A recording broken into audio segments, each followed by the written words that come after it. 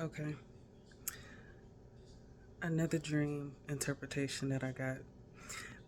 I'm starting to think on my journey, it reminds me of like the prophet Daniel in the Bible, where he was a dream interpreter.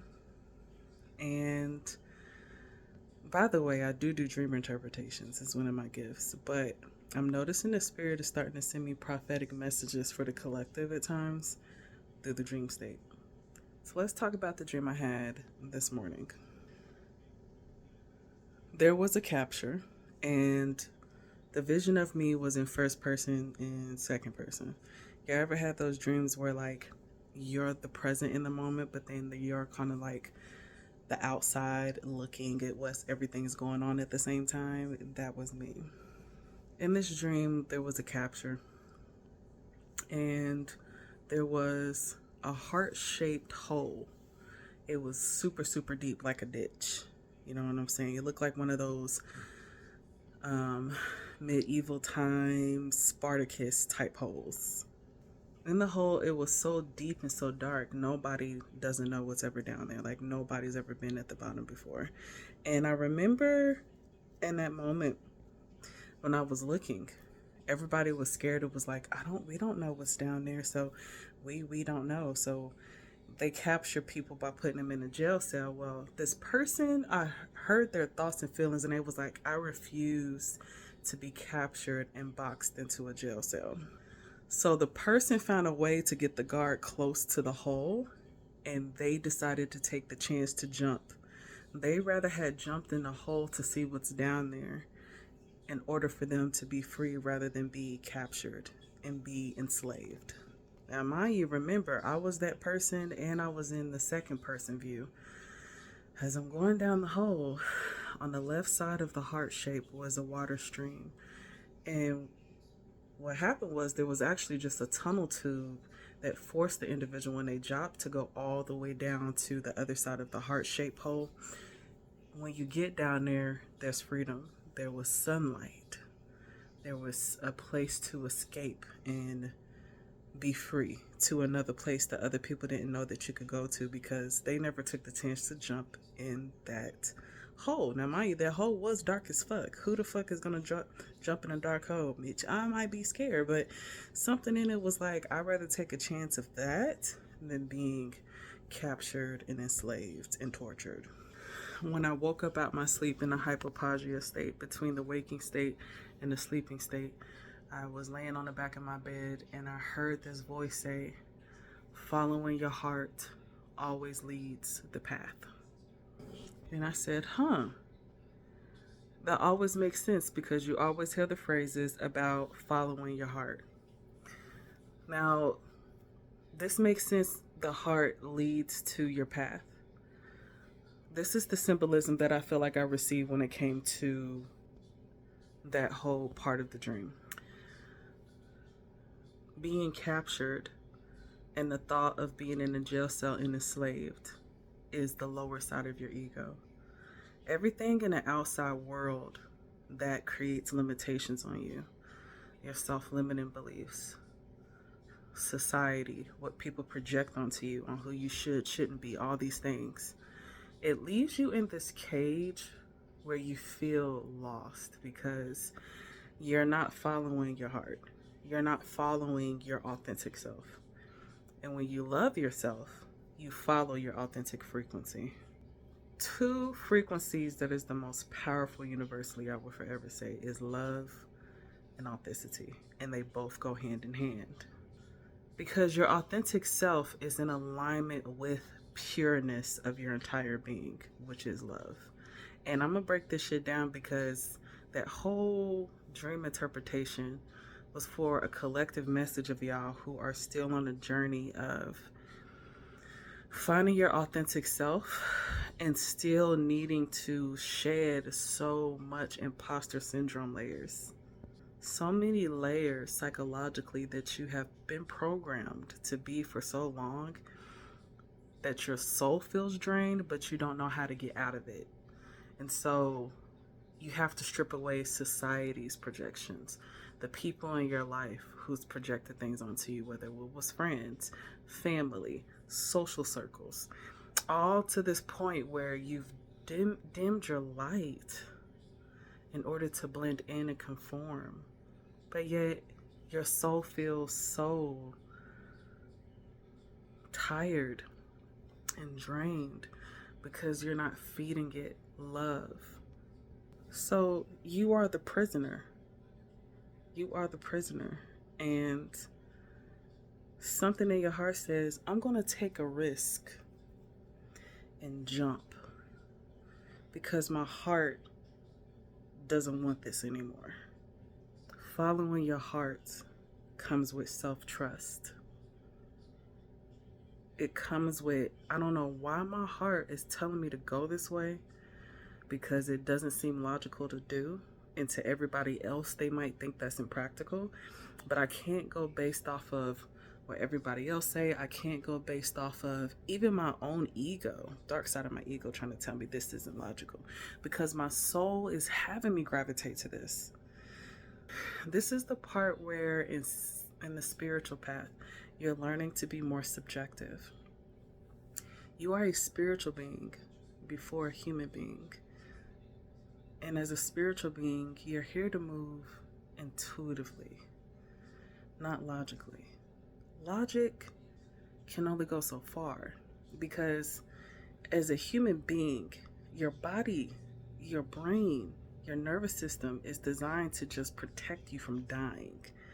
But the human body is not knowledgeable or understanding what the spiritual body is needing.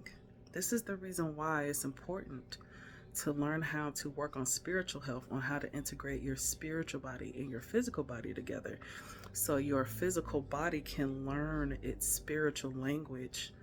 When things are energetically off, or spiritually off, or blocked with you, your physical body can be more in tune to signal something's wrong. And the more you get in tune with that integration, you'll be able to avoid a lot of shit going on with you in your life. But you're the prisoner. You decide to take the jump. The heart represents love. And the reason why it was such a dark space there is because everybody has to integrate their shadow side in order to find who they truly are and authentically, okay? It's the unknown. The darkness in the hole was the unknown. I don't know where it's leading me, but I'm going to take a chance on this. Taking risk, following your heart, is the way to the path. And the more that you go towards it, even though it doesn't make sense to anyone else, the path is more revealed that way. The path can only be revealed by faith. Faith comes with love. Love comes with action. And faith is action. And as the saying goes, faith without action is dead. This is the phase of the shadow side where all of the fears, all of the dark aspects of yourself that has clouded your judgment with yourself, that has clouded who you are, you have to find yourself in that dark space. And the light, when you get to the end of that tunnel, was your soul leading the way towards that path of enlightenment, of pure radical self-love, and a path that is most aligned with your authentic self. I'm literally hearing number 777 as I say this right now. When the heart chakra is blocked by trauma, anxiety, unforgiveness, resentment, right? And so whenever you're having a heart chakra activation, it can feel a lot like trauma. It can feel a lot like pain. But in order for pain to be released, it has to be pulled out of you. There's no baby way around your shit. You have to face the darkness head on, the fears, the pain, the traumas, the anxieties, because that's the only way you're going to be able to be free. Take the risk to follow your heart by finding you. Otherwise, you're deciding to still be the captured one. If anybody sees the No Tarot, the Hermit card always has a lantern. And the hermit is always about going into the shadow side, and the lantern is the light that guides the way. That is your soul. And that is what this dream interpretation was not only showing me, but to all of you guys on your journey, that you're not here to move how you've been doing for a long time.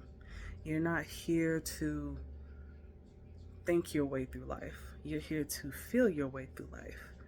And I feel like this has to deal with Mercury in retrograde in Leo, because Leo is about following the heart. Leo rules the heart in astrology. So at this time, in this consciousness shift, with Mercury going back inward to our thinking patterns, am I really following my heart? And am I really trusting myself to do this? Because self-trust is self-love. Following the heart is what my soul is calling to. My soul needs fulfillment. My soul is starving, and I need to go this way. And I need to trust and have faith that I will be protected, that I will be fine. Going through that darkness, even though I don't see where it's taking me, that is still leading me back to the light, which is myself. The unknown only leads to more self-discovery of yourself. Nothing more, nothing less. So we have to let go of this fear factor of thinking, because we don't know our sense of direction, that something is wrong. You will know your direction once you follow your heart. And following your heart comes with trusting self. And also, most importantly, trusting that you are always making decisions based off your authenticity, not fear-based decisions. This reminds me of that one scripture biblically where it said that the greatest commandment is loving the Most High, mind, body, and soul, and to love your neighbor as yourself. Let me break down the esoteric knowledge of this. The Most High is you. God, Most High, universe, wherever you are on your spiritual journey. It is within you. The source, the creator, the Most High, Mother and Father, is within you. Loving yourself, mind, body, and spirit. Integrating your spiritual aspect of yourself. Allowing your soul to guide you, which is connected to source, which is connected to the Most High. That is the greatest vibration that will keep you on the most authentic, joyful path. You have a hard time feeling joy and happiness because you keep making choices that betrays you and your authentic self. It betrays your soul because it doesn't feed you. And you're here to go through life with enjoyment that brings you soul fulfillment, not survival, baby. So you have to reprogram to choose. Do I choose my freedom of being me and doing what makes me happy, or just doing things that pleases other people? This is how you will lead more towards your higher purpose. This is how you will lead understanding more the answers where spirit is leading you. Because spirit doesn't want you looking at this and what's in front of you. They need your spiritual eye open, and they need this open, because they're speaking to you. And that's why your soul don't feel right. You feel like something has to change. It does, because your soul is bursting for freedom. We are in that time where being free authentically, unapologetically, and showing our light comes from this space of who we are, and we're meant to move in that with enjoyment. So all of you who still have people-pleasing trauma, resentment from energies of your past that's not allowing you to live,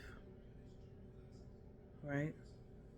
You're either going to die every day metaphorically in this space consciously, or you're going to choose to live. And you know, in this human experience is limited. So move forward today, choosing freedom.